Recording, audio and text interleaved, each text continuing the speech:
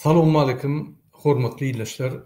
Şuun 2024 ýylyň 22 dekabr hepdeniň ýygşyny güni hoş geldiňiz Demokratik Opozisiýa platformasynyň kanallarına. Hormatly watandaşlar, şuunky biziň gepleşigimiň temasy Türkmenistanyň türmeleriniň ýagdaýy we Türkmen halkynyň geljegi. Gelin şu barada gurulma edelim. Sizin bilişiniz ýaly Siriýada kizik revolýusiýa boldy, ýani halk üýüşüp, bir toporlar üýüşüp Siriýadaky Başar Asadyň 50 ýyldan gowrak ýani Başar Asadyň diktaturyny ýok edip Başar Asad gaçmaly boldy. Men ýene-de bir gezek Siriýanyň ýani türmelerine gelýän sebäbi Türkmenistanyň türmeleri Siriýanyň türmelerinden kem ýer ýok diýip bana Türkmenistandan türmede oturan adamlar, türmedäki oturan adamlar, oturup çıkan adamlardan habarlar gelýär we bir topor ýani şo ýerden agyr habarlar gelýär türmelerdäki türmelerin içindäki bolýan zatlardan. Biz bu maglumatlar hökümet suratda daşary ýurtda ýerleşen halkary gurumlara geçirt ýöne sede aýdyp geçecek bolýan we iki san döwletiň türmelerini diňişdirjek bolýan. Şonuň üçin men şu tema ýene gaýdyp gelýän hormatly watandaşlar sebäbi bu bir gazaply Türkmenistanyň agyr ýagdaýynyň temasy. Ine hormatly watandaşlar, men size bir näçe video görkezden ýöne haýç edýän kimin ýüregi agyrýan bolsa ýa-da psihik tarapdan güýji pes bolsa onu şu video seyretmesin we çağrı ekranyň öňünden aýyrsynlar. Gelin men size bir näçe video görkezden. Siriýadan alynan videolar, agyr videolar, muny seyretmek gaty bir agyr zat. Şonuň üçin kyn görmäň de ekranyň daşyndan, ekranyň ýanyndan çağırır we ýani ýürekleri we ýani psihik tarapdan pes adamlary aýryr. Ine hormatly watandaşlar, birinji video seyredelim. Men size görkezden. Ine şu video Siriýanyň türmesinden, ýani Sinay'da şol ýerleşýän Sinay türmesi. Ine şu barada material men size görkezden. Hala hapishanede ulaşılamayan insanlar var. Hapishane boşaltılmış olmasına rağmen şu anda yerin altında bir mahzen bulundu. Türkiye'den gelen ekipler o mahzeni bulmaya çalışıyor ve yerin altında ölülerin olduğu düşünülüyor. İnsan presleme makinesi, ceset yatma fırını, Esad'ın zulmü tüyler ürpertiyor. Bu hapishanede işkence hapishanesinde yapılanlar akla, mantığa sığmıyor. Mahkumlar bu pres makinesine yatırılıp ezilerek, kemikleri kırılarak öldürülüyordu. İnsanlar burada diri diri presin arasında öldürülüyordu. Bakın, görüyorsunuz, kan izleri duruyor. Bu hapishaneye gelenlerin tek suçu Esed'e, rejime karşı gelmekti. Onlar karşı geldikleri için bu odalarda yüzlerce kişi bir arada kalmaya mahkum bırakıldı ve insanlık dışı şartlarda yaşamaya çalıştılar. Mahkumlar bu iplere asılarak idam edildi. Yapıldığı yıldan itibaren hapishaneye sadece rejim askerleri ve mahkumlar girdi. Çıkışa ise sadece rejim askerlerine izin verildi. Buranın bir diğer adı da zaten sessizlik hapishanesi. Mahkumlar bir kere buraya girdiği zaman tüm dünyayla bağlantıları kesiliyor. Hapishane boşaltılmış olsa da hala yakınlarına ulaşamayan Suriyeliler burada onları arıyor. Onlar da şimdi burada her gün yeri kazarak yakınlarının cenazesine de olsa ulaşmayı bekliyorlar. Öldüğü haberini almıştık ama buradayız. Başına ne geldi bilmiyoruz. İnşallah ölüm haberi yalandır. Ine hormatly watandaşlar, şu video, innek video seyredelim.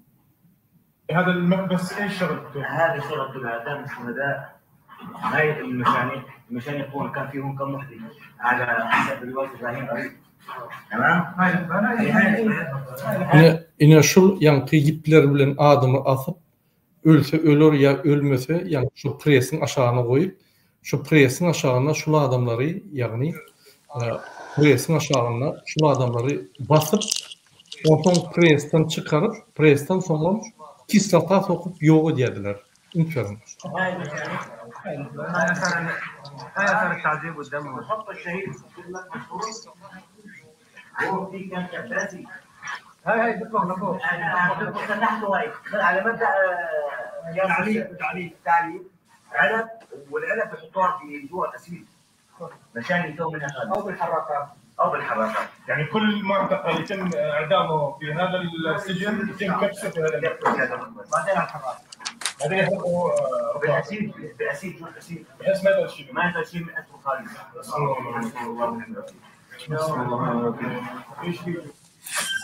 Ine şuraya yani presa koyup prestan soň şular adamları şu prestan soň adamlaryň näme galsa kislata sokup ýok edýärler. Adam gitdiýär, tapylmaz ýaly edýärler. Men de bir kadr okudum, hormatly watandaşlar, şu kadra dediňizde gaty ýa-ni hesapyň Nurjan apa hoş geldiňiz.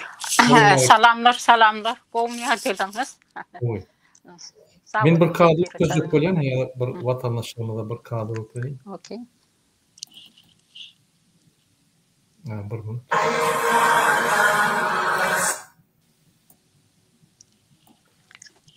Ine ünsürün watandaşlar ine şu pres meselesi şeýle bolýar, ine serdim.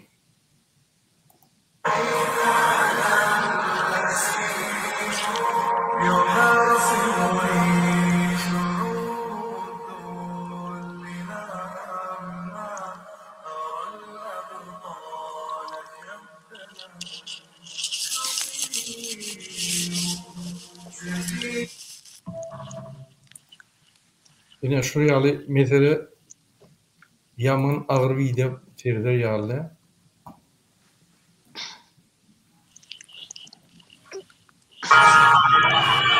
Ine ýene bir video görkezek bolýan, ine şol Sydney türmesinde, şoň türmesiniň Sedyana türmesiniň ýanky müdiri ine ünsürün näme halk edýär şonu, ünsürün.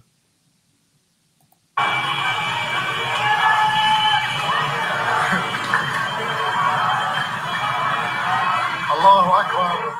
Allahu Akbar.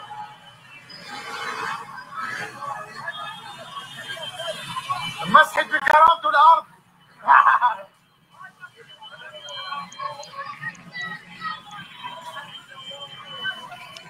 يا بلال مسحت بكرامته الارض.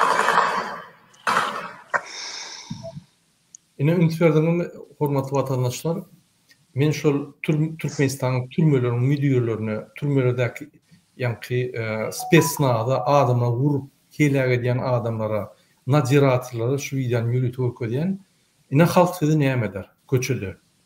Adam urmaňyzy, adam şöyle öldürmeňizi, adamla gynamaňyzy besetmeli. Adam cezalandyrylanda onuň dolu haklary var şöyle.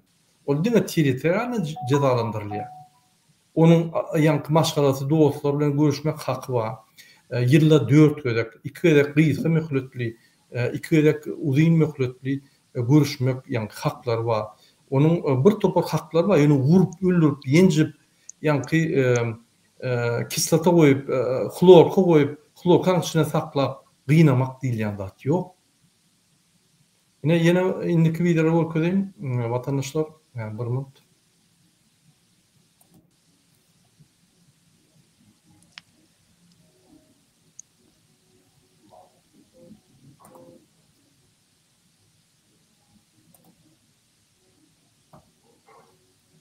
İndiki video ine serdim şol Asad'ın bunkeri ünsürüm. هذا الباب الثاني وهذا المفروض. Gurhan bunker neme Başar Asad'ın bunker Gurhan Gızıldan çaydan Gurhan var ekeni. Şonu halk giyip alttır. Emme de attır ne? يا لطيف.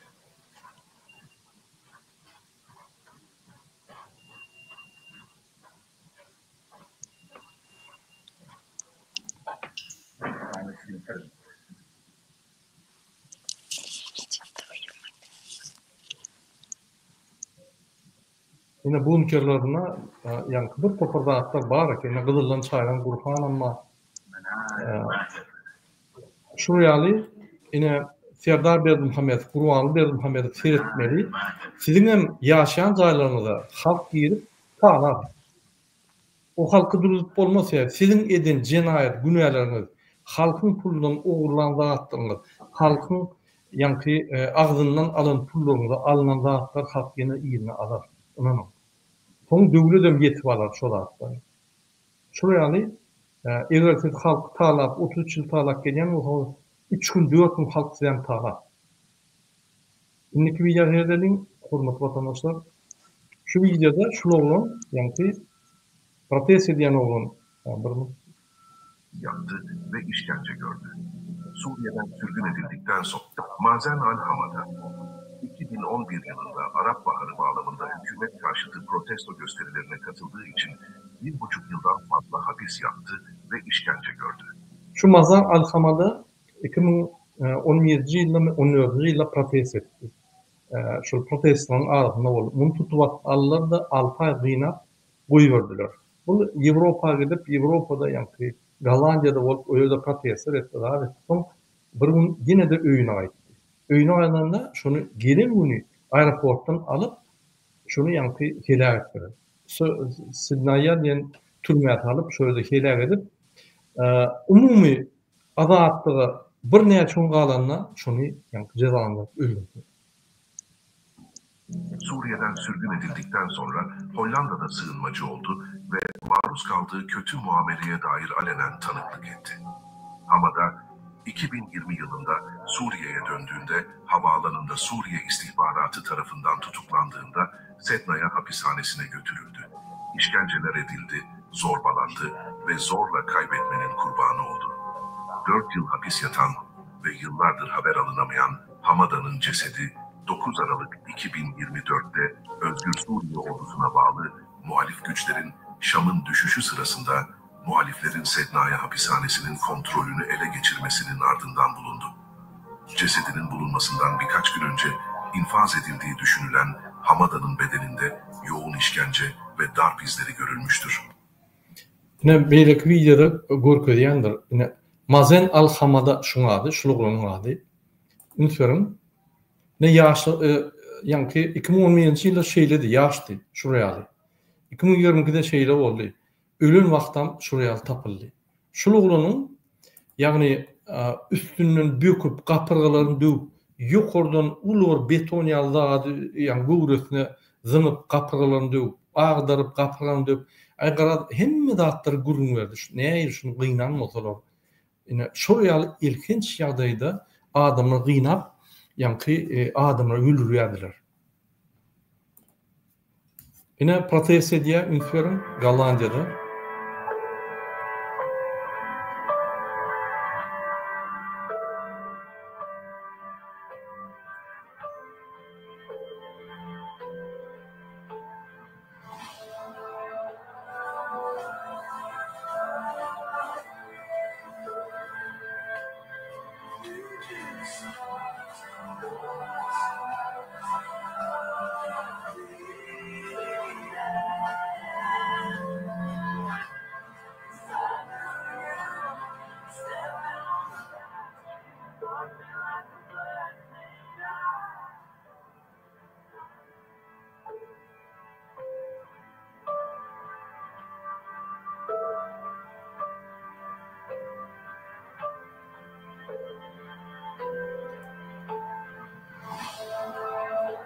Siriýanyň azatlygyna bir näçe gün galanna şul öldürýär, şul.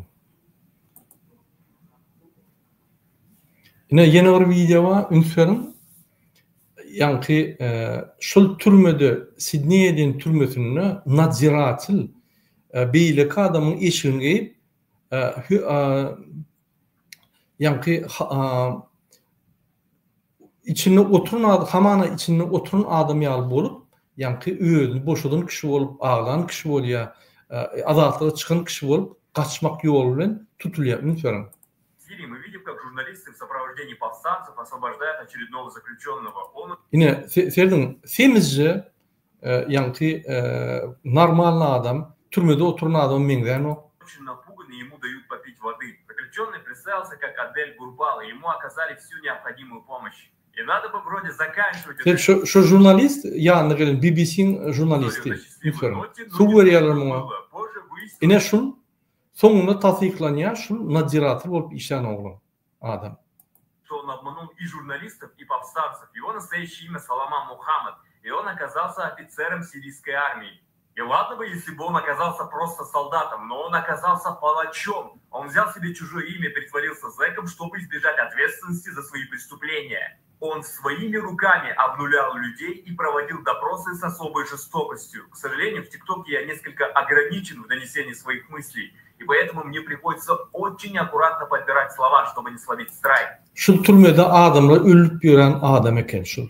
Gillenip yankı başka eşikler giyip özünü yankı öz adat nimetçek olup, sıpçak olup şu cinayetlerden ne şul adam şul. И я надеюсь, что вы понимаете, о чем я говорю. Знаете, друзья, в жизни... Ne ünitverin? Ne şul adam sen?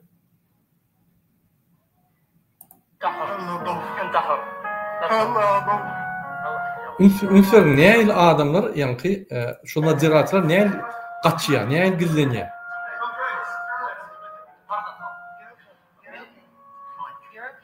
Pardon, CNN jurnalisti şul. Reportaj edenler şunu tapyalar. Ünitverin?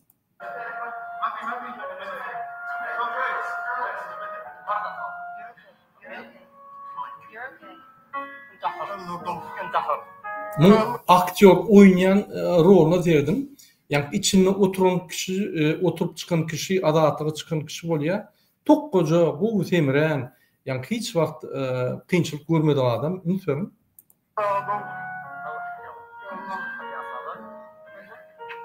Ana uzaklan bolýar, ünitverin. Soň ýöne üst açylýar. Ine Siriýa adatyga çıkan soň ünitverin. Adamlar daşarda, polisiýalar we ýa polisiýskiler täze armiýan adamlary hawos ýokdur. Şu bir gün hawos bolýar, hemme döwletlerde de bir hökümet ýykylanda, başga hökümet gelende bir küçük hawos bolýar, oň bilen döwlet daganok, oň bilen ýitirim bolanok, onu ýaly ýitirim etjek bolsaň döwleti bir 10 ýyllap içinde uruş etmeli. Ünitverin şu ýerde näçe 2000-nji ýyldan bäri 24 ýyllap uruş boldy. Döwlet ýiten o gaýtyp özgeçtirilýär, döwlet ýa öňkülügine öňkü rolunu alyp barýar. Ondan öňkü rolunu alyp barýar, ýa-ni adatlyga çykyp bir tertip, düzgün emele gelýär, bir kamçylyk ýitýär, ina normal döwlet emele gelýär. Ünitverin. Военная полиция, которая приводит порядок. Вот так выглядит военная полиция, настоящая военная полиция, которая приводит порядок всё.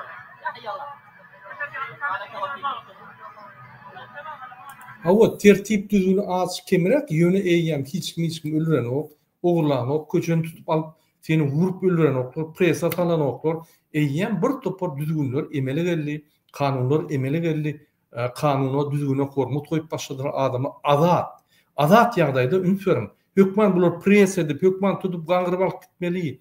Hökman Türkmenistan'da bir prokuror 100 adam hökman basaýmaly aýna, oraya zat ýok. Ünitverin. Adat halk adatlykda ýaşap bir-birini hormatlaýar. Военная полиция, которая здесь будет наводить порядок, но в первую очередь, конечно же, это касается безопасности мирного населения. Шабану, поднимайте, чтобы поднять здесь флаг победы. Вы посмотрите, что здесь происходит. Какая чата! Я рад! Как вы поднимаете флаг?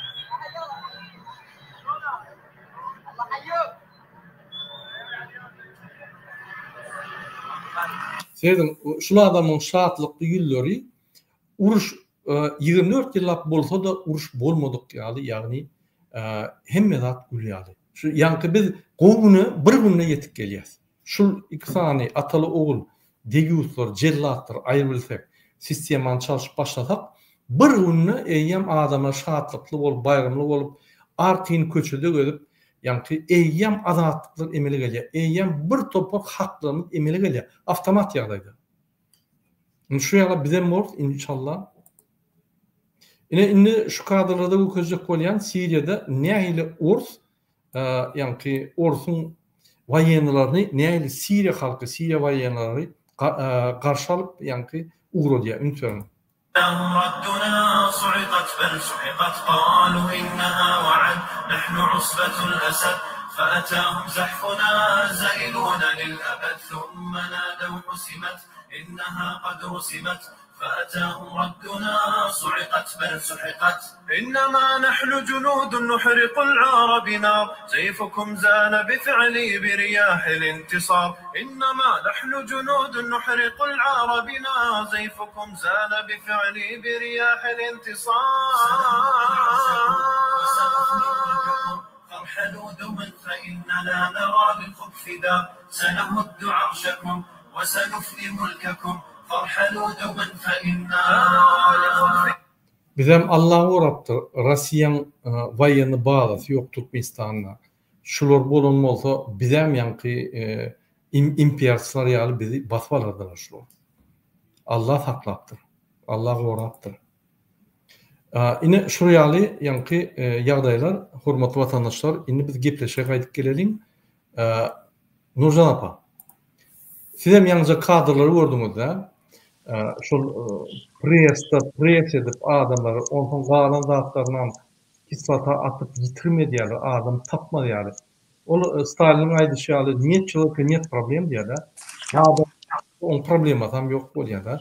Yine şurayalı Türkmenistan'la da adamı yitirmedi yani. Yine 125 tane adam 2002 yılda yani Sancar Qo'zg'olonunu şol adamlar tap bilen oklu.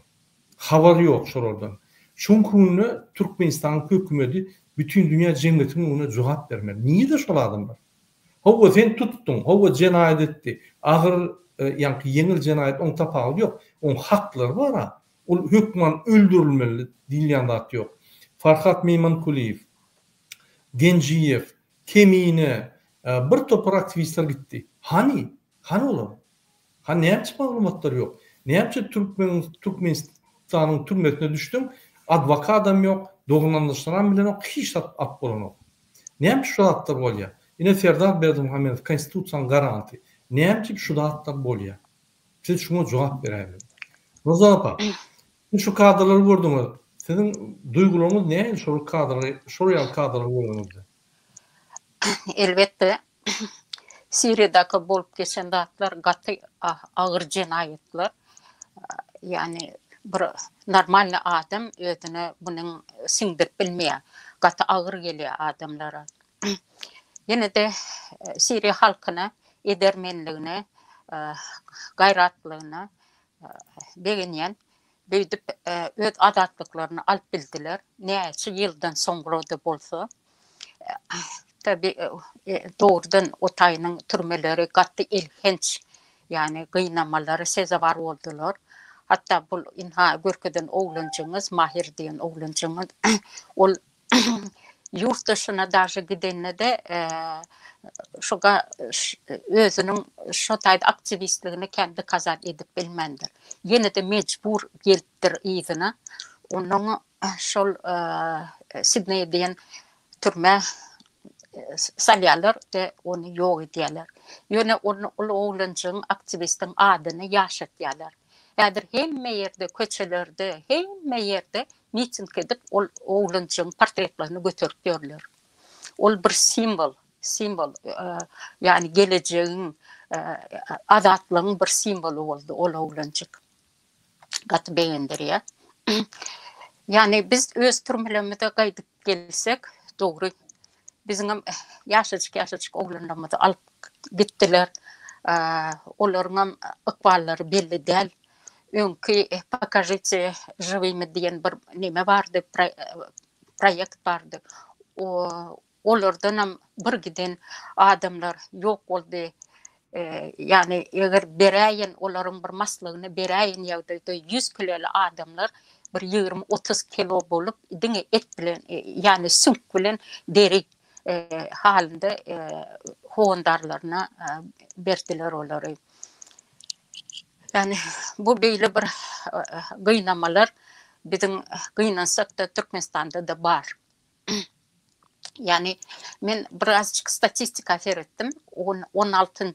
17. yıllarda 30 mindən qoğrak adam asırcını bolupdur bizim yani türmelerimizde yatırlar.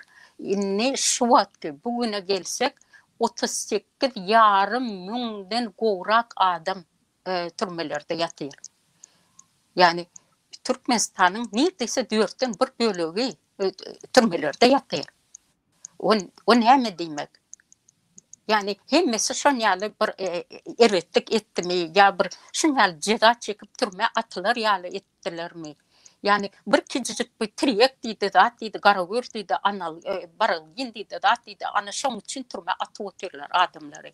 Yani bu bir genotsid diýsem boljak öz halkyna. Men uşa kicicik etniçiski gruppalar aýdym ok. Olara ta genotsid. Öz türkmen halkyna bunyalı genotsid edip oturlar. Men birazcık nemeni okudum penitenciarny sistema boýunça. 2015-16 ýyllarda ummasız pulum berilipdir. Bu türmelerin ýagdaýlaryny gowlatmak üçin, sanitarny gigienistik ýagdaýlaryny düzeltmek üçin pullar berilipdir. Azda uzda bolsa da ýene-de oňarypdyrlar. Sebäbi olar onuň öňünde doklat vermeli. Şo assurjionlaryň ýagdaýlary üçin, sanitarny sostoýanýalary üçin, onun üçin biradajygym bolsa gowlatdyrlar. Indi ştaýdan Berdimuhammedowa ýüzlenmek isleýän. Siz şo wagt prezidentdiňiz. Siz şo wagt şunýaly işleri az uz bolsa da alyp barýadyňyz, edip barýadyňyz. Näme boldy-da? Siz öz halkyňa da garşy ädimler ädip başladyňyz. Näme üçin? Halk näme etdi? Sizden diňe bari ýok bir iş, güç islenýär. Adamlaryň iň bir adajygym bolsa sosial ýagdaýlaryny gowlaşdyrmak isleýärler. İş bolsa nemede öz Türkmenistanyň içinde näme üçin adamlar gidip başga ýurtlarda gul bolmaly? Näçe maşgalalar bölündi? Näçe adamlar öldü? Ayal maşgalar, çağalar, hemmesi o taýlarda kesel ýatyrlar. Hiç bir adamın ýagdaýyna seredip men şolary ýydyna getireýin diýip nemeden tok, şoň urna düşeň tok. Näme üçin şonýaly edýäňiz? Siz raspravitelstwoda otursaňyz, siz çinovniklardan, şo atветственный türmen başlyklaryndan hemmetinden soramaly. Türmen ýagdaýlaryny soramaly. Ýaşaýyşyny soramaly. Sanitarny gigienistik datlarynyň hemmesini siz jikmejik öwrenmeli siz şo taýda. Näme üçin edilen ok? Bu tuberkuloz diýseň aldy başyna gidip barýar. 17-nji ýylda 40% türmede adamlar, assurjionlar, yani tuberkuloz keselden keselä oturlar. Ladna, menen bolýa olyň içindäki ýatanlar. Ol daşyna da rasprostranýatsiýa diýär, ýaýrýa. Olyň pasititelleri var, içine işgärleri var. Hemmesi, yani profilaktika etmeli. Gözüm ýaňyt onýaly bir jenaýatlary. Yani böyle olmaly. Yani eger Siriýadäki ýaly, bunýaly Sidney'da bilen garşylaşmak islemedik. Hükman halka seretmeli. Türmen ýagdaýlaryna hükman haberiňiz bolmaly. Çinovniklary beýle naruşat edýän öz polnomoçylaryny naruşat edip korrupsiýa bilen meşgullanyp o taýdaky ýiberilen dermanlary alyp satyp balnolara bermen şeýdip ýören adamlar var. Ana olaryň jezasyny siz bermeli. Siz egerde men prezident diýen bolsaňyz, ol işleri hükman el atmaly, göz yummaly siz. Sağ olun Nurcan apam. Hormatly ýyleşler, men size bir näçe statistikany berýän. Bizim vatandaşımız ýa 32 000 adam koloniýada bolmagy haky ýok diýip. Ünsüň, men size statistikany berýän, şu statistikany hem internetden aldım, hem her türmedäki oturan adamlardan soruşturup, ýani dogun aryndaşyň üstüne soruşturup, statistikany barladyk. Ünsüň, Türkmenistanda 22 sany jezalandyrylmış koloniýalar bar. Jemi jeza bilen oturanyň sany 37.500 adam. Şoňa barabar adam. Nurcan apa 32 000 diýär. Men özümçe şonu, ýani bir topar oglanlar, bir topar adamlar bilen gürleşip Türkmenistana ýürüýdi. Türmeler boýunça uly doklat ýygnap berýär. Şolar tasdikladım 37.500'den gowrak. Her koloniya näçe adam oturunyň danlary bar bidir. Şonu jemlesem 37.500'den gowrak adam bolýar. 22 san cezalandırış koloniýalaryň 12'si koloniya, ýagny dürlük tutsak ediş rejimi koloniýalar. 6 san tutdan öňkü tutsakxanalar, SIZO, ses izolator diýär. Muny ses izolatorlary MHM, ýani Milli Howpsuzlyk Ministrligi degişli. 2 sanysy zähmet bejeriş merkezleri LTP, ýani ara işden açyk, ýani narkotik nimetden şöra iýerip, şöyle seni LTP'de saklaýarlar. Bir sanysy hökümet edilenler üçin hassahanasy. Höküm edilenler üçin hassahanasy, hospital diýilýär. Türmede oturan hospitali. Bir sany düzgün nizam batalyonlar, ýani harby gullugy çağırılan ceza çäresini ýerine ýetirýärler. Şuraya 20 sany dowamly koloniýa bar. Bundan başga da polisiýanyň her bölüminde wagtlaýyn tutsakhanasy, ýani IVS, izolator временного содержания diýär, IVS bar. Jemi 53 tane IVS bar Türkmenistanda. Hemme koloniýal we IVS'ler İçeri İşler Ministrinin ihtiyaryna yerleşýär. Qadetden öň tutsakhana ýa-da SIZO we wagtlaýyn tutsakhana IVS MHM ýani Milli Howpsuzlyk Ministrinin ihtiýaryndadyr. Türkmenistanyň bar bolan koloniýal we türmeler iş getiren harby işgärler üçin düzgün nizam batalyon hasaby almazdan ofisialna 8100 sany tutsak üçin niyetlenendir. Ýagny 8100 sany tutsak ýerler bar. Häzirki wagtda türmelerde bolsa we koloniýalarda 37.500 adama gowrak adam saklanýar. Bu bolsa türme tutsakhanalarını yerleştirip biljek ýerinden 4,67 esse köp. Mysal üçin 2009-njy ýylda 26.720 adam saklanýardy ýurdun türmelerine we koloniýalaryna. Ol bolsa 3,3 esse köpdi. Häzir bolsa bu görkeşi 4,67 galdy diýmek. Hormatly dinleşler, şu görkeşiň artma bolsa diktatorlaryň türkmen halkyna karşı repressiýalaryň güýçlenýändigini görkezýär. Ataly ogul bize karşı görüşýändigini görkezýär. Mundan öňküden meter bize karşı ýanky güýçlenýändigini görkezýär. Türkmenistan türmede ummatsız köp saklanyan adamın neticesi Cinayet Kodeksi ve hukuk goraçy edalarynyň işiniň diňe cezalandırıcı uğru bilen bağlanşyklydyr. Egerde şolun gumanly kodeks, ýani ugalowny kodeks, Cinayet Kodeksi bolanmasa ve polisler, MHM'ler, ýani prokurorlar, sudlar işlere gumanly seredýän bolsa, bir tehel jaza üçin basmaýan bolsa, bu derejeler şeýle ýokary bolmaz. Elbette Türkmenistan'a işçilik, Türkmenistan'a narkomanlık, Türkmenistan'a adamı ruhtunun açı bir zat oğurlamalı bolýar. Bulum Gurban bilen Serdar Berdimuhamedov alyp barýan iqtisadi we siyasi netijeleriniň, ýani netijeleri, alyp barýan siýasatyň we iqtisadi siýasatyň netijeleri. Näçe işçilik Türkmen halky içine iş tap bilen o içindäki ýürüýtü gunolan konvertasiya sistemasy, ýagny ofisialny biz $700 alýar, realny bolsa biz $100 aýlyk alýar.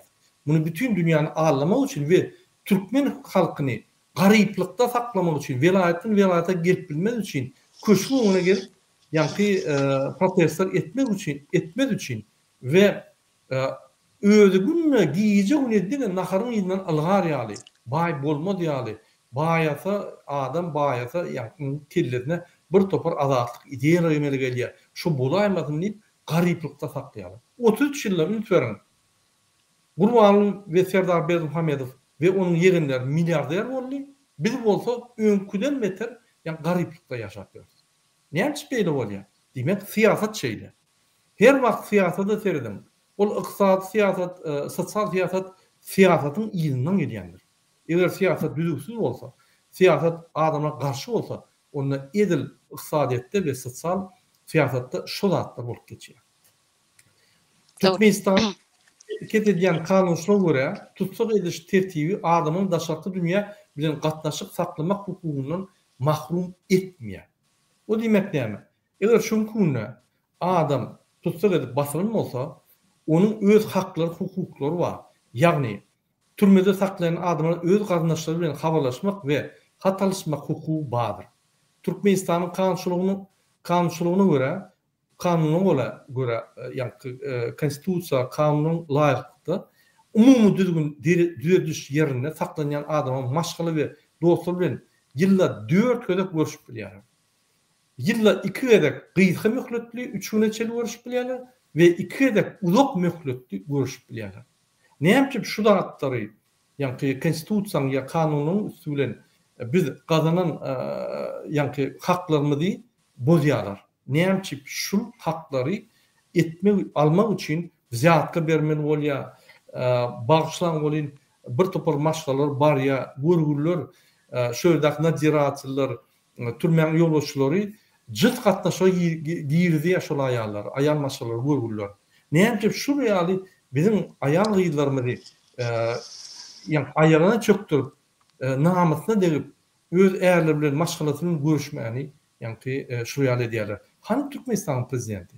Hani milli lider dip keyip edip ol peýgamberi peýgamberiň ýaşyny analiz edip ýören adam? Hani ol? Niye de gurban oly? Kezzap. Ganfor. Näme çip şu ýalda şuraya bir düzgün çykaterden o. Gurlanyň ola şeýle bir ajaýyp sözler edýär, uwdan sözler edýär. Muny dinläp otursaň, ýa-ni haýsy döwletiň gurrun edýär, tanap bolany. Türkmenistana aýdýarmy ýa bir başga bir fantaziýatynda başga bir ýok döwlet aýdýarmy belgisi ýok on gurlayan adam. Ne şu ýaly ýagdaýlar Nurjan apa? Yani men birazcık doполнение etkilermi? Yani oğlan kim soraw beren olsa, yani yalnız statistika diýen olsa, biz onu katalogdan alamyz. Bizim elimizde ofitsial dokumentler var. Onun berýän dokumentlary bu o taýda pytkalar için edilen bir giden ine görýäňizmi? Ştaýda hemme dat ýazyly. O taýda berden gidýän spetdaklatçyklar, onun işgärleri, gidýärler, türmeleri barlygy için olar bolsa başga täze gurlayan obyektler görkezýärler. Emma içindäki bol geçen ýagdaýlary, nähili ýagdaýda adamlaryň, asorsionlaryň yatan zatlaryny görkeden oklar. Nähili gigiyenasynyň barlygyny, nähili tualetlarynyň barlygyny, nähili olar pitasiýa edilýär. O zatlar asla görkedilen ok. Ýene şeýdip olary aldap goýberýärler. Yani spektakulaçyklaryň hemmesini şunýaly dokladda ýazýarlar. Ýene biz hemme bilgileri bu ştaýdan alýarys. Bir kelemizden hiç ýa-da patologdan alamyz. Doğru ýa-ni menim köp maglumatlary internetde okudum. Spesdaklatçyklaryň ýagny Türkmenistan türmesini analiz edip bir topar maglumatlary ýygnap spesdaklatçylygyň sanynyň şoňa da esaslandım men. Doğrudan 37.500'den gowrak adam türmelerde ýerleşýär şu günde. Onam hatta men o statistikany içinde barlatdym. Her türme oturan oglanlar we türme bilen gatnaşýan adamlaryň zadany berip garaşyp bir hepde onun şu maglumatlary alyp çeýle. Ýani barlap bir ýerden näle her bir türmeni 2-3 tarapdan barlap ýani statistikany alyp. Indi gelin men size Uwdun depe boýunça gurgun edeyim. Indi Uwdun depe bir ýürütülüşden koloniýa muňa polis zakljuçanlary we iň agyr we hoply rejim üçin hoply adamlar goýýarlar. Millykow diýdi, polis zakljuçanlary şoňa oýlýar. O ýerde de o türmede men öňkörek suratyny koýdum, 6 san blok bar. Şoň bir blogy Garbaty türme. Ýani şu Garbaty 60-80 santimetrlik patology bolan türme. Şu türmede diýip desturlar näýdi? Ünsörün. Esasy biýdüğün cezalandyryş metodlary. Owdan depedäki. Soğukda ýalaňaç goýmak. Klorlu suwda ýatyrýarlar. Ýani aşagyna 5 santimetr klorlu suw goýýarlar, şonda ýalaňaç sen gezýän. Aýyňy iýe çüýre ýaşol. Adinoşka goýup aşagyna 5 santimetr klorlu suw goýýarlar, adamyň aýaklary çüýre diýerler. Adamlar galyba 2 günlük salýarlar. Yani yapyalar diye kelle açık bolýar. Şöyle oturan adamların yani aydan gurunları. Ağaç susu saklayalar. Son garbat kameraları dıkyalar. Garbat kameralar bir tutuş korpus. Garbat kamerada adının 10 sutka saklayalar. Yine 10 sutka garankı jayda saklayalar. Işık yok. Adamlar dine nahar berenlerine yaktılık görüyorlar. Yalanaşlap yok olsa açık kamerada soğukta danıp koyuyorlar.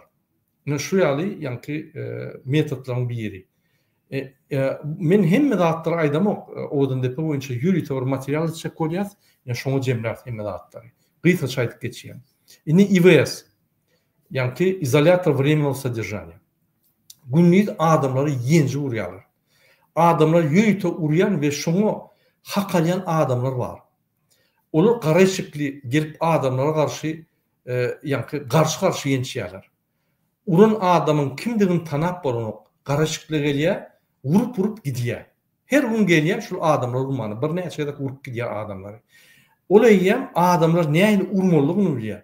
Poçkotny mi, yani bağırını mı, öykününü mü, niye urmalygyny bilýär. Şey dip urup tecrübe alıp yürüyte bir adam taklayalar adamları urmak için. Bu hiç hili kanunu layıklık zat da. Serdar Berdimuhamedov bütün dünyada gurlap ol Amerika'da onu çıkışıp İngiliz diline Türkmenistan demokratik devlet deyip nemen gurulun ediyemez. Yürüyte türmeye gelip yani izolятор, vaktlayınca izolятор. O yerde izolятор demek временное содержание. Vaktlayınca sen cinayetin entek tasdiklanın sen подозреваемый bolup bilirsin. Ya sen yöne pasadaş bolup bilirsin. Eyyem şöyle vurup gidiyorlar seni. Şu yerde eyyem türmeden metre şertler var. Akşam yatanında yorgunum yok, düşüyorum yok, suum yok, naharam yok, kravadam yok. Adamlar soğuk betonla ihtiyarlar. Şöyle öykünlerini soğukla diyorlar, bağlarını soğukla diyorlar. Eğer de iyidiğinden adam bir nahar getirse ona 3 kilo pasılkadan 300 gramını falan veriyorlar. Kalanını polisler öylüyorlar, gidiyorlar ya şöyle iyi yerler. Kadiyete yani suda yetmeyen IVS'te binançlardan ölün adamlar köp. Yine Serdar Berdimuhamedov IVS'i gidip bağırlap bilirsiniz. Yine siz prezident hükmünü şuraya opozisiya suutnabıların üstüne yani içinde oturan adamlardan maglumatlar size aydiya siz şolu kritika seyretmeyen siz varıp şolu bağırlap kayıtmalı. Yanınızda ol minister sizin adamınızı polis müdürünün ministri. Näçip şonu uğradıp şu yerde WhatsApp'tan kamera açıp gur köttüren yok. Näçip şonu bağladan yok. Özünüz gidilmedi. Oturun yerinizde et bolýar şol hatları. Siz etmerseniz siz halka karşı genotsid edýäňiz. Yine şuraya ýagdaýlar Nurjan apa türmeler boýunça aýtsan aýdy bermeli. Men bir başga video görkezýin. Goşşakladığınız var mı türmeler boýunça? Yani demek istedim olar var seni dışarıdan tutup alıp gitseler daha dedip şu tay getirýärler de şu nadzorda правоохранительный органın işgärleri adamları gaýta olary оберегать etmeli. Bu olar bolsa olary urup yenjip psixologiskiy hem fiziskiy давление edip şolardan признание alýarlar. Yani bu bolçuk iş mi? Bu neçe yılın dowamında gelýän zatlar bu. Yani bunun öňüne alın.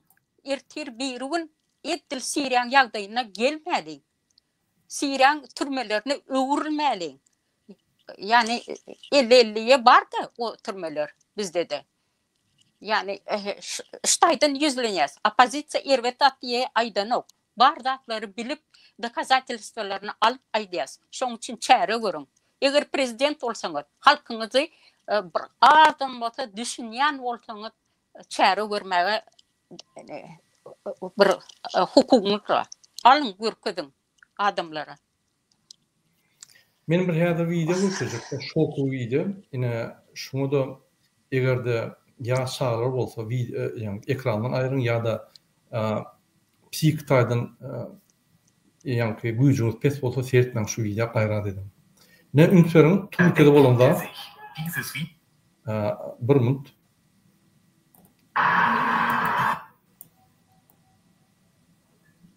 Yine bizim halkımızın, bir vatandaşımızın biri, yine şu yani yağdaya düşüktür.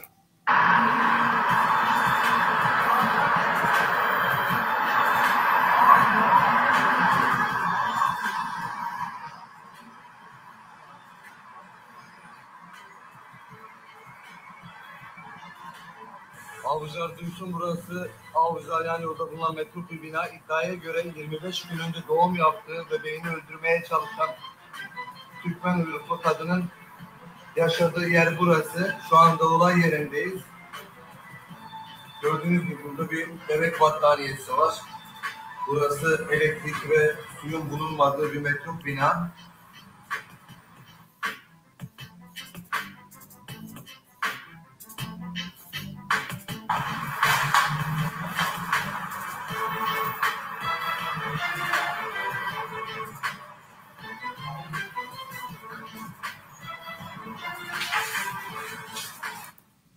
Yine men Türkmenistan'ın prezidentine yürüdüğün yanına şuryalı kadrlar görünmede siz utanmalı.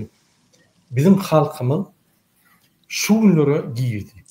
Yaş yine bir ayan maşgala öz beyabacı günün şuraya kararda yaşapıyor. O neyemçip şu Türkiye'ye gidip şuryalı beyabacı günün kararda yaşamıyor. Neyemçip Türkmenistan'da durmuşa çıkmalılar, Türkmenistan'da maşgala vurmalılar, Türkmenistan'ın iyiliğinin, yani sağını, halkın sağını kaldırmalılar. Neyemçip şu zatlara teze var bolýar bizim adamlar. Neyemçip daş öýütde narkotik ediyorlar, satıyorlar, oğurluk ediyorlar. Şuryalı ağır cinayet işleri etmeli bolýarlar. Pasportları yok, legalne işlep bolunok. Bular legalne nelegal edip alıp bular zorlaýarlar, ulanýarlar, öldürýärler. Bir topar videolar ötküzdi. Hani Türkmenistan prezident şu döwletiň bizim halkımızın bir arkasında duracak bir hükümeti ya bir banka yokka. Polisler aýdýar Türkiýede.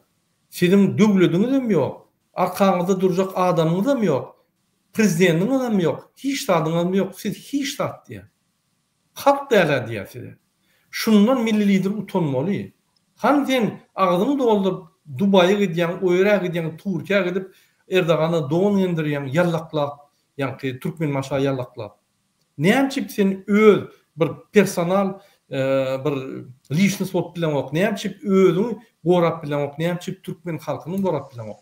Şu gideňden olýar özüň gorap bilmeden. Türkmenistan prezidenti ahyrkyna şermende Ferda Berdimuhammedow.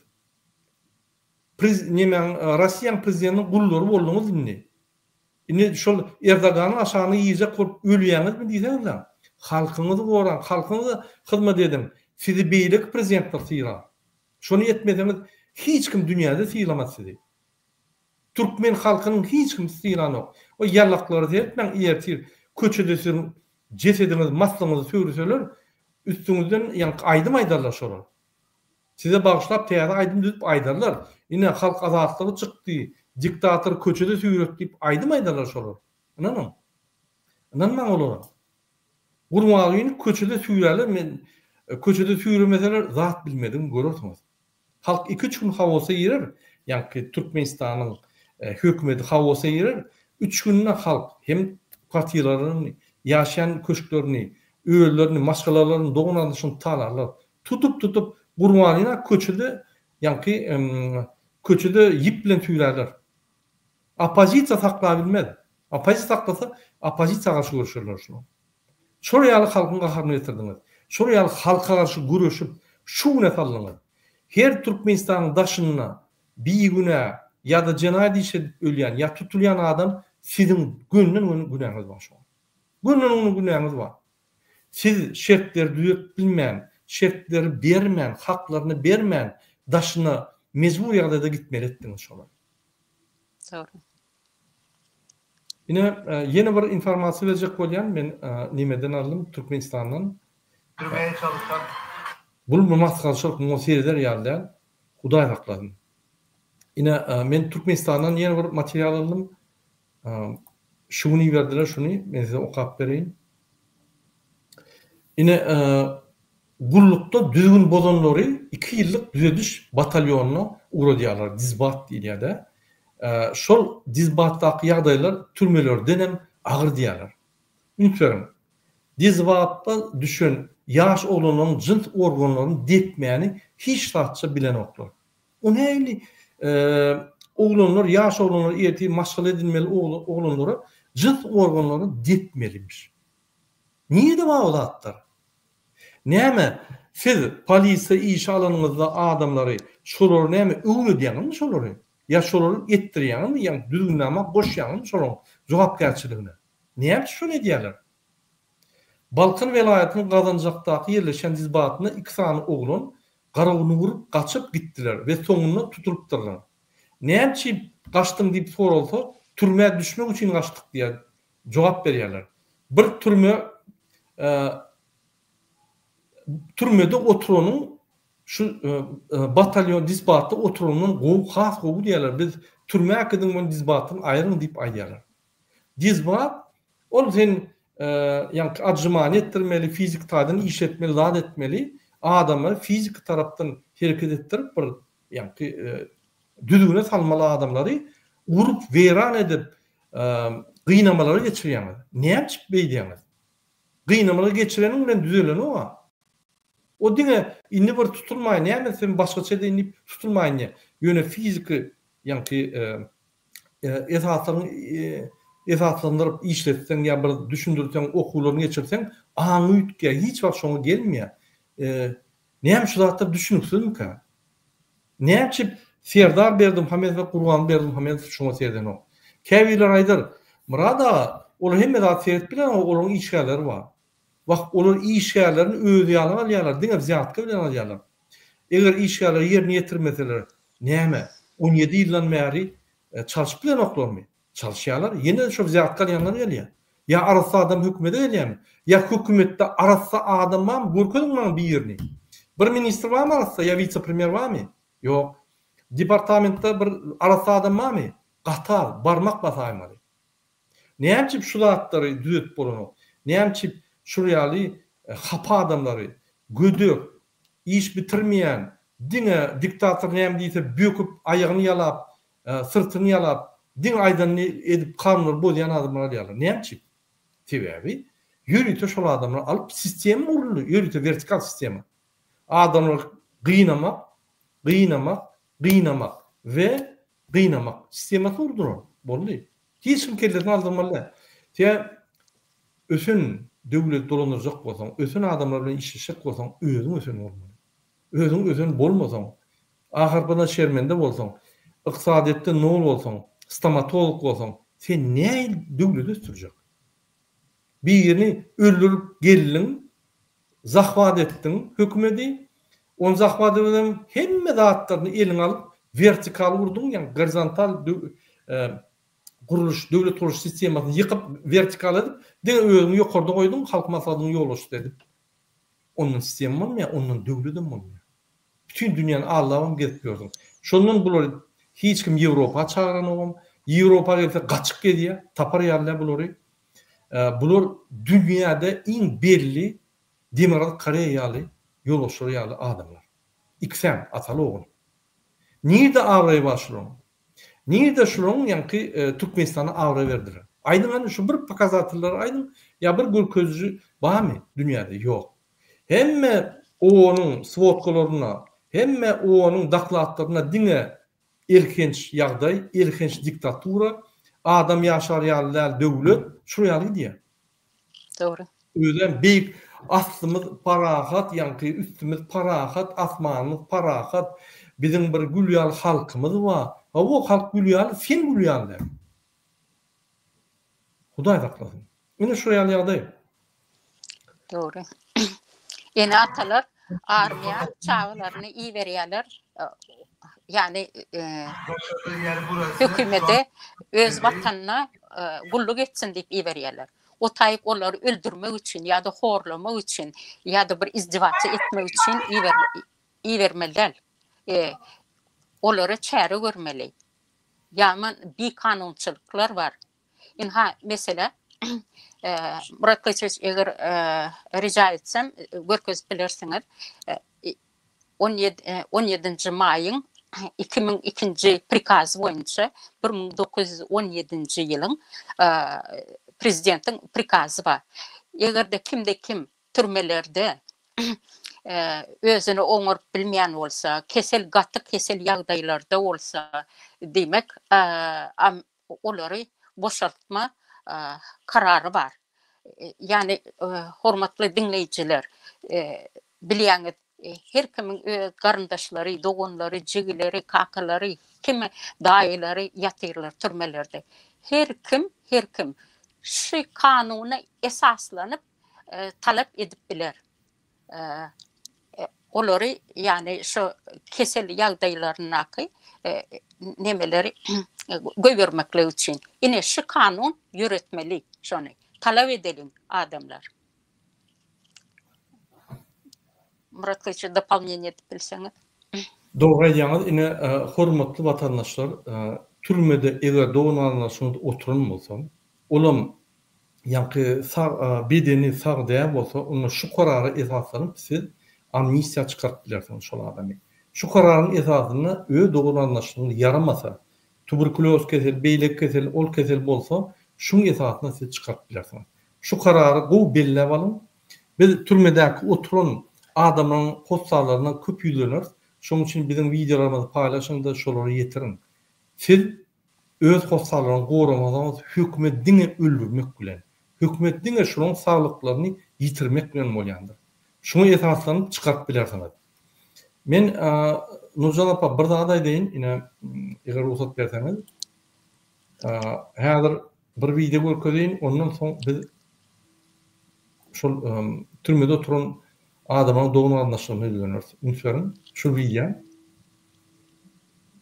Yine Suriye'de bir ayal maşgala. Unutmayın.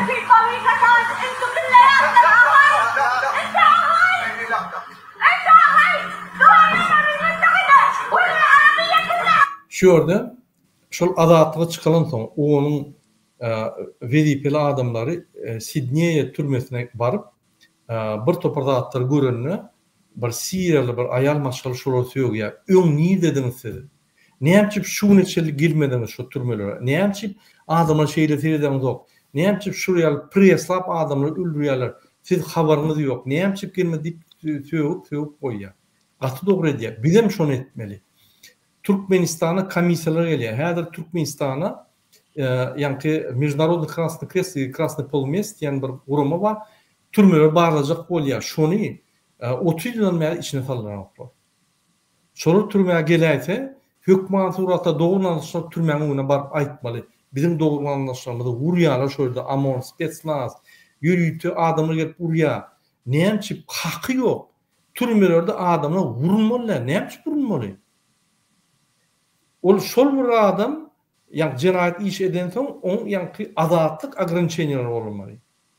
Adatlyk limitler bolmaly. Bir kamera Türkmenistan'ın içinde gezmeli ýaly bir kamera çykyp bolmaly.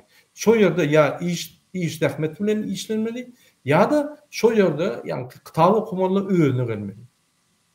Onu psihik bir ýa-ni basyş adam bir kıcık kompda saklama. Şolam yeterlik ýok, ondan da şunu amony gelip urk diýär, onu talýarlar, onu ýa-ni o ýerde zorlaýarlar, onu şo ýerde ýa-ni aýagyna xlorka dökýärler, ölürýärler. Onu köçede ýa-ni daşa çykyp sowukda ýalňyşlaýarlar. Onun jins organlaryny urýarlar. O niýede ýagyly konstitusiýada barmy ýa Jenaýat kodeksinde barmy şolaya? Ýok. Näme şol atlar bolýar? Näme Serdar Berdimuhamedow men Türkmenistanyň prezidenti diýip hiç tat eden ok. Men size bir video görkezýän, şu Serdar Berdimuhamedowyň aýan videolaryny görkezýän näse. Prezident saýlawlarda halkyň setlerini ogurlan kezzap kagazy tarapyndan Türkmenistanyň prezident wezipetini Sowet hökmüne alan Türkmenistanyň beýkanun prezidenti Serdar Berdimuhamedow sözsüzden aýdyberiň. Türkmenistanyň prezidentiniň wezipesine girişmek bilen öz üstüme yüklenen beýik borçlary mukaddes we ak yürekli hormat bilen we ýadawsyz ýerine ýetirmäge Türkmenistanyň döwlet garaşsyzlygyny ve bitaraflyk hukuk ýagdaýyny goramaga, adamyň we raýatyň hukuklaryny ve azatlyklaryny hormatlamaga hemde goramaga, Türkmenistanyň konstitusiýasyny berja etmäge we goramaga, ähli güýjümi we ukymy Türkmen halkynyň agdy birligine, onuň parahat durmuşyny goramak üçin bagş etmäge, Türkmenistanlaryň häzirki we geljekki nesilleriň şöhratyny hassa belende ötermekler üçin ähli mümkinçilikleri peýdalanmagy, Türkmen halkyna wepaly we dogruçul hyzmat etjekdigme dawraly kasam.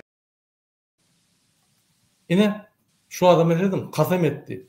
Haklaryny, azatlyklaryny, konstitusiýany, konstitusiýa maddalaryny goramana ýa elimden ýerini ederdim zat dip gaýtyp halka garşy goýuşýar.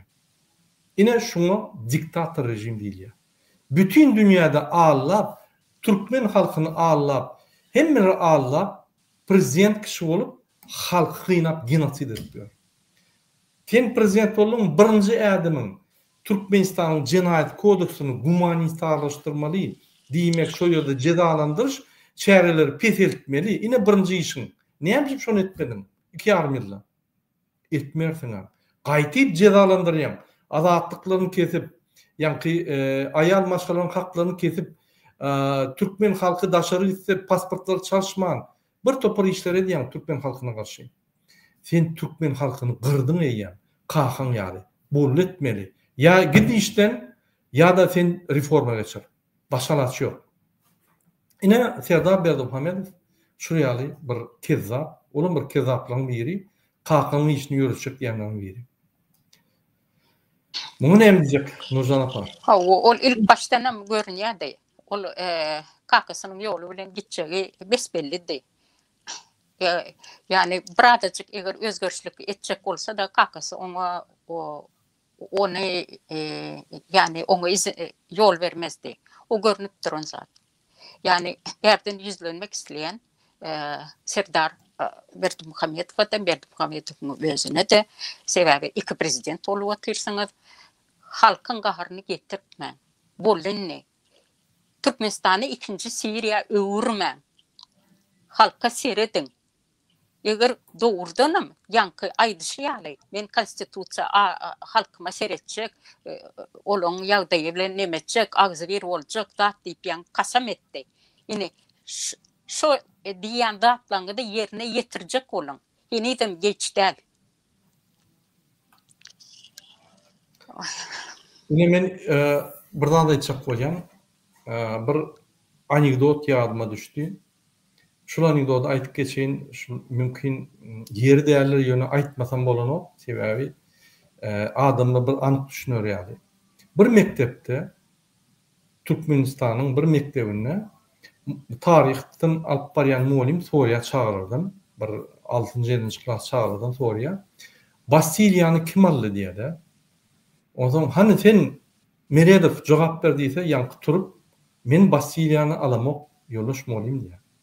Olum gaharna bar yok ol kağını getirmeden ya enatan getirmeden girme deyip hukuk koyuverýär. Ertesi kağazı elýär. Onun kağazı soruyor näme boldy deyip molimden. Molim amaýa ay şunyň bir şeýle bir gara bol kilikçi ýüregi düşdi. Ine men Bastilyany kim aldy diýsem men alamak diýär. Kağazam şöyle oturup ýollaşmalym. Men oglum gara bolur. Ýöne Bastilyany alanok men şonu toşna bilýän diýdi. Şol ýaly men size Bastilla boýunça bir gurrun bereyim. Ünsverin hormatly vatandaşlar. Şol Fransaň rewolýusiýasy Bastilyadan başlaýar. 1789-njy ýylyň 14-nji iýulynda Fransada rewolýusiýa bolýar. Başı nämeden başlaýar? Bastilyadan bir ýerde, ine şu Bastilya ünsverin, men aşagda görkezdim. Ine şoňa Bastilya diýilýär. Bastilya öňkü Bastida, ýa-ni kenaryň başynda ýürüp şato urýardylar gorunmak üçin. Şonu bir 4 ýyldan öň türmetdiler. Şo ýerde iň agyr jinayetçilary, ýagny hökümede hukuk döredýän adamlary, siýasatçylary we belli Fransada belli adamlar şo ýerde sokdular türmede. Şodan gaçyp bolan o. Ondan 1789 ýylda 14 iyuluna ine görüp dursaňyz revolutsionerler ýagny hökümetde paçana aýryp revolýusiýa çykan adamlar halk bilen Bastilya baryp şo ýerde siyasi tutukda oturan adamları we şo ýerde kim oturan bolsa hemmetini azat etdiler. Şol azatlykdan başlap şol siyasatda oturan siyasat boýunça oturan adamlar bilen bile onsoň hemme ýani revolýusiýany geçirdiler. Revolýusiýanyň başy bir günde bolmady revolýusiýa. Birinji günde ýani esasy bellenen da Bastilyany aldylar. Ine şu Bastilya ine häzir göküň ine aýal maşgalada durýar. Ine şu Bastilya. Ine şu Bastilya şu türmäni alýarlar. Görýän näil töwüşde oşup alýarlar. Ine şu Bastilya görýän näil töwüş bolýar. Şu töwüşi alıp şo ýerdäki oturan adamlar çykardylar. Bizim hem Bastilyamyz ine şondan soň 14 iyul ýani parat hökmünde bellenýär. Ine Fransada ünsürseňiz étranger. Voilà, la Légion étrangère, on l'a déjà dit ce matin, qui her 14 iyulda Fransa belliýär şol. 1863, traditionnellement, comme vous le voyez sur vos écrans. Ne şoňa Yeliseyski palya diýerler de. Ine şunu ýani parat geçýär, bellenip. Hormatly watandaşlar, men näçe size şu zatlary urun berýän. Mümkin bizem turup Oğuzhantepe'de oturan bir topor biýigüne basylan, bir topor ýani biýigüne ýagdaýda, biýkançylyk ýagdaýda öldürüp gelýän adamlar boşatmaly. Bizim türmelerimiz Bastilyadan kemde, bizim türmelerimiz boşatmaly. Men ine şoňa size aýdýan, haçanla biz ine nesip bolsa biz datasyna aýdarys. Şo güni biz ýygnanamyzda birinji bilen öz hostarlar bolan adamlar türmege alyp öz ýani türmede oturan adamlar boşatmaly. Sebäbi biz olar boşadyp, olar amnistiýa etmesek, Gurban we Serdar Berdimuhammedow ömrüni etmiş olar amnistiýa. 37.500'den gowrak adam bir 3 milyon halk üçin gaty köp zat. Onyň gatul zat. Ine takminan men saýdyn Amerikada men ýalňyşmasam, onu barlajak ýalňyşmasam 350 milyon goly halk bar. Şo ýerde türmede oturan sany milyondan geçer. Unutmayın. Men ýalňyşmasam 700 min, 800 min, 600 min şora ýalňyk. Milyona baran o. Bizde 36 min, 37 min 500 adam.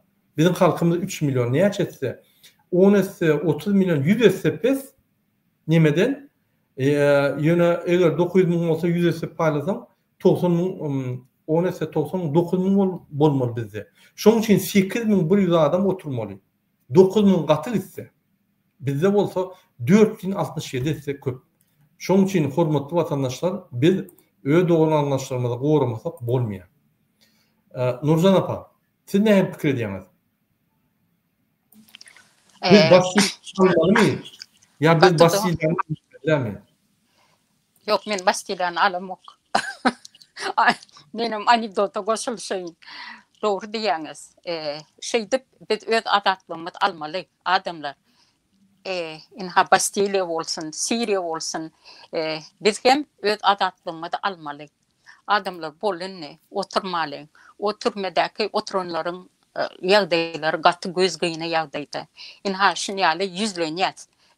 Yüzlenmämizem boşa çykýar diýinmi? Yani inşallah bunu vнимание alarlar da ýene-de bir zatlar ediler. Diýip bir azam bolsa umydymyz bar. Ýöne halkym beýdip eger sessiz otursak, öz hosarlarymyzy goramasak, talep etmesek, biz bidem edil Siriýadaky Sidney'iň ikinji görünüşi bolýas. Şoň üçin her kim goşmaly.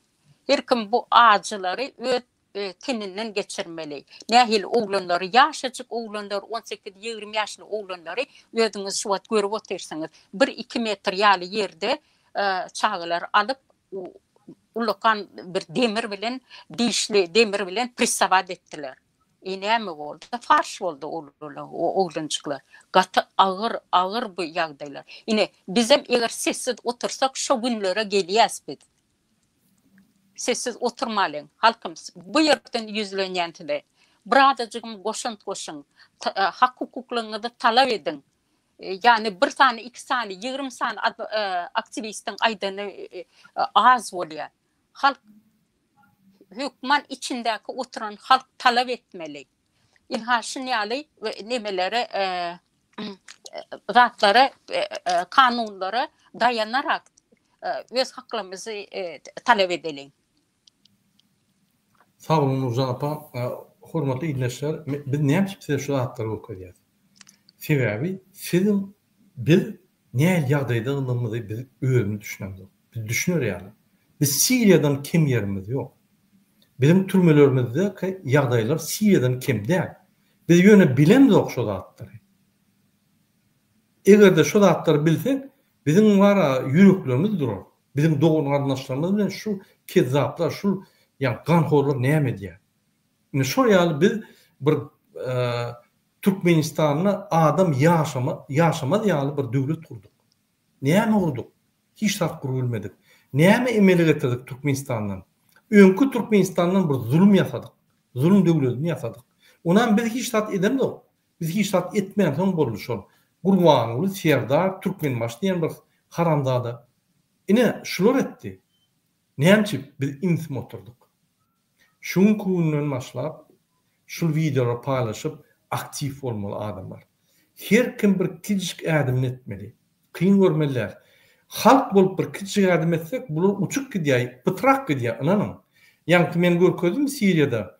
Türmelerdäki işleyen adamlar müdür, ýani nadiratsiýa zatlar, ol beýlik adamyň içini aýal eşikleri alyp gaçyrlar, döwletini açarlar. Olar ýöne inni hemmerde gally, olar tanap bolýar. Olaryň gaçyp biljek ýeri ýok. Niýe gaçda şöýden alarsa olar. Gelin Türkmenistan bir kanunu döwlet edelim. Ünseriň biz opozisiýa hökmünde Türkmenistanyň kanunu döwlet, bir normal ýaşamana döwlet, adam haklary goraýan döwlet ýasaly diýsek, biz watan düşmanlary bolýar. Hakykatdan watan düşmanlary Türkmenistany Putina satan, Putin näme diýse böküp durlar, öz halkyna garşy işleýän halkyň düşmanlary, watanyň düşmanlary şunkunda kezzap edip bütün pullarymyzy ogurlap öňkü kezzaby öldürüklen Ganhor Berdimuhammedowa arkadaş diýilýär. Onuň ogluny arkadaş Serdar diýilýär. Bize o haçan aksada ak diýer, garada gar diýer. Türkmen beýle däl. Türkmen mertdir. Doğuzada doğru diýer, gerek yerine durur, da kansa durur, ölýänem bolsa. Hany oguluklarmy? Näme boldy bize? Gelin özümüz düzelim. Ay, Muradaga Türkmenistanyny 2den biri emhimeşlik. Ýok ýaly emhimeşlik. Onun sany 9000 gaty ise. Olar sizi gorkup araňyzda ýa-ni nägelikler döredip araňyzda bir-birine garşy görüşer ýaly döredip agdy birini bozup, olar sizi gorkutýarlar. Hakykatdan mert erkek ýaly bolsaň, erkek ýerine, ayal ýerine hiç adam olmaýar Türkmenistanda. O polis emhemen başaracak poklary ýokdur, ananyň. Şoň üçin nägelikler ösüp gelýär günne. Bu nägelikler ýa grajdan urşuna getirir, ýa-da şu nägelikler Gurbanlyň Serdar köçüdi zorlap, şolar ýüpe daňyp maşynyň götüne daňyp sürerler. Ine şoňa getirýär. Egerde MHM polis gullukları halkyň isleglerini kanagatlandyrmasa, halkyň häzir Türkmenistan döwletini üýtgetmek isleglerini kanagatlandyrmasa, öňünde böwet bolup dursa, ýakarlar olary, gyrarlar, köçede sürerler. Ine Siriýada bolşar. Şu bolmasa erti. Sebebi inni kommunikasiýanyň ösünü bilen bir topor ýa-ni argatnaşyklaryň ýeňilleşmegi bilen siz informasiýany gezebilen ýok. Bir türmelerden alyk informasiýany, anlarsynız, bir hepde. Onam bir hurnallyk, ýöne bir hepdelep şonu bağladyk 3-4 ýerlerden. Saklap bir bolany ony. Şoň üçin hökümetde işleyen ýolbaşçylara ýüzlenýän, polista we MHM işgärlerini ýüzlenýän ananyň gaçyp ýetişmersiňiz bir sagatda bolup geçer hemme. Inni dolanyň adam şekiline girin, adam bolun, halka garşy gitmeýän. Sapaçylyk edin, sabotaj edin, iksan kezzap dinläp, ertekin bulara samolyotymyň Başar Asad ýaly gaç gider. Siz näme ederdiňiz? Sizi köçede süýrärler. Partiýatynyň bütün dünýäde maskara bolarsyňyz. Ata baba öz doğunlaryndaşyň öňünde maskara bolarsyňyz. Planyna jyrasyny gyýdym sen dip ýa aktyklaryna da çel ýüzlerine tükürerler. Gerekmi şu hatda? Gelin dolan olayım, bir güýçli döwlet guranyň içinde döşüň açyk eder ýani. Hormatly watandaşlar, bizi şu ýaly oturup dinleýän üçin köp sag bolun, videolar paýlaşyň. Şunu kesip podcast edip koyun. Özümüz gürleşip, yollaşlarımız niye daşınına içine yerleşen olsamız özü ýaly bir akıllırak, bir vicdanı intek bar, vicdanı bolmasa da adamların gürleşip biz vatanımıza iyi çıkmalı deyip, biz vatana iyi çıkaymasak çıkacak yok deyip düşündürüp şu ýaly aktivleştirin. Adamlar öz vatanına iyi çıkmasa vatansız adam bolurlar. Ýadymyzdan çykarmaň. Şuňa çeli näme biz watansy pasport çalyp bilemdik. Bu elementarny haklarymyzy alyp bilemdik. Sen watan dip ýapyşyp duramyk. Watan dip ýapyşýar haçanla bir daşyndan bir uly bir jellat gelse, şoňa ýanky bir taýar dip aýdýar. Jellat içinden mot biler. Hökman daşyndan da ine içinden jellat. Watany ortalara satan jellat. Gurban Berdimuhammedow, Serdar Berdimuhammedow. Näme biz şolardan watanymyzy elmi almaly. Näme biz watany şolara giderdik. Näme ýegenleri gyýlarmady, dogunlarymyzy zorlap ül getýärler. Näme sebäpli? Näme ýegenler häzir hem ýerde işe adamlar goýup ýörler. Näme watan inni ýokmy bizde? Kim ol ýegenler? Bir gödök, hiçat oňurulýan, ol mehanizator bolup işlemeli oglanyp, biri ýanky biýhepetçilik bilen bizi gorkutup saklap ýörler. Şoň üçin kim näme diýse bizim watanymyz elmizde däl, biz şonu elimize almaly. Wagty geldi. Türkmenistanyň taryhyna intek bir halkam watany eline alyp görmek, biz almaly şonu halk bolup. Bir sany lider däl, bir sany sultan däl, bir sany ýanky Numrat Han däl, halk bolup almaly. Olam birinji gerek. Men sizi şoňa çagyrýan. Hoş sag bolun, innik gepleşiklere çelli, innik duşuklara çelli. Hoş sag bolun.